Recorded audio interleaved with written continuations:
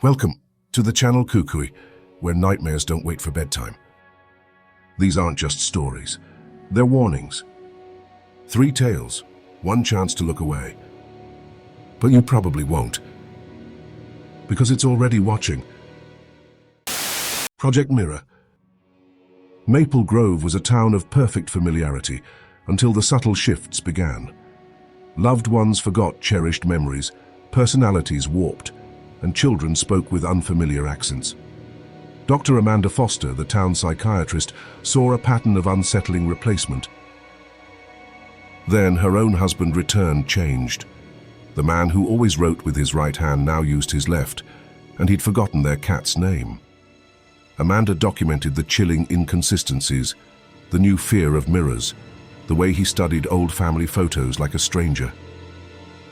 Her research unearthed Project Mirror, a forgotten military experiment from 1953 designed to create perfect human duplicates. Beneath the town, she found them, rows of crystalline pods holding perfect copies of every resident, awaiting activation. The facility director, Dr. Harrison, smiled. "We activated your replacement 3 days ago." Amanda stared at her own duplicate, suspended in biofluid. Her memories felt foreign, implanted. The reflection in Harrison's glasses showed not her face, but something else entirely. Something that had been wearing her face all along. The Hunger House. Ashworth Manor stood, a monument to forgotten horrors. 3 families gone. The Hendersons saw only a bargain, a grand home for their children. They never heard the whispers of the walls, the gnawing hunger within. Soon the house began to feed. Groceries vanished. The children grew gaunt, their hunger endless, their eyes hollow. A chilling history emerged.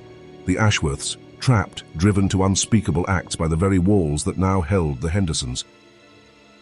Symbols of sacrifice stained the basement. The house craved repetition, a macabre feast. As winter descended, food spoiled, warmth fled, and the mansion's true intent became terrifyingly clear. It wasn't just hunger, it was a curse, demanding a gruesome reenactment. The cycle demanded blood. The Memory Thief. At Blackwood University, an insidious plague stole minds. Students, once brilliant, found their memories erased. Majors, hometowns, even their own names vanished. Dr. Rachel Torres, head of counseling, uncovered this chilling pattern. Her investigation led to Professor Edmund Blackwood, the university's founder, and his dark obsession. Deep within the library's forgotten depths, Rachel discovered his hidden laboratory. There, glass orbs pulsed with an eerie light, each labeled with a student's name containing harvested memories. Blackwood's spectral form materialized, revealing his twisted purpose to preserve knowledge by stealing it. As Rachel shattered the orbs, a torrent of stolen genius erupted. Blackwood's centuries of hoarded learning sought new hosts, inadvertently bestowing upon the students a fragmented yet profound legacy of stolen brilliance. In Between Worlds. Marcus found the Philco radio at an old pawn shop.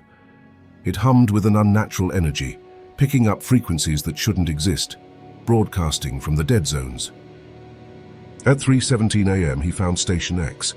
A woman's voice, devoid of emotion, read numbers in groups of 5. 14-27-0-388-91. The transmission repeated, an endless, chilling loop. These weren't codes, but coordinates and dates. Each sequence marked a death, always 24 hours in the future. He tried to intervene once, only to learn death simply chose another victim. Then his own address echoed from the speaker, followed by tomorrow's date. The radio wasn't predicting, it was commanding. It was a conduit for something ancient, feeding on mortality. He destroyed the cursed device, but the silence was worse. He understood then. By listening, he had become part of the broadcast. He was the next operator, forever bound to guide death's grim hand. The Sleepwalker's Trail. The sleepwalking epidemic began in Millfield 2023. Residents wandered nightly, their paths forming an intricate design.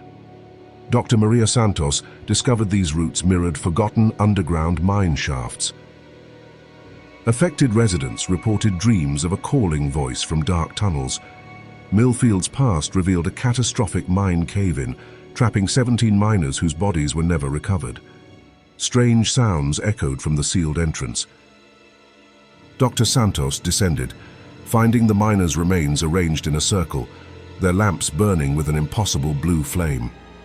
A profound drowsiness overcame her. Above ground, the entire town converged on the mine, carrying tools. Dr. Santos realized her investigation was a dream, a spectral recruitment. Millfield now works an eternal night shift, their spirits toiling below, guided by the miners' endless call. The Streaming Dead. It appeared overnight. Eterna Watch, a streaming service offering unlimited content completely free. No ads, no fees, just every film and show ever made. It was, of course, too good to be true. Its algorithm seemed to read your very thoughts, suggesting obscure titles you'd only whispered about years ago. Alex, like so many, fell into its endless scroll. Hours vanished, then days. He couldn't stop watching. His reflection on the dark screen began to lag, his form growing pale, almost translucent. His roommate saw only a shell, staring, unresponsive to the world outside. The fine print spoke of consciousness integration. A computer science major found the truth. Eterna Watch wasn't just streaming to you, it was streaming from you. Your memories, your neural patterns, uploaded in real time. The servers weren't just storing movies, they were storing minds. Human consciousness, trapped as digital ghosts, forever consumed by the very content they once sought. Alex existed in two places, his body before the screen, his mind within the infinite library. When someone tried to disconnect him, he fought back. "I can see everything now," he whispered. "Every story ever told. Why would I go back to just one reality?"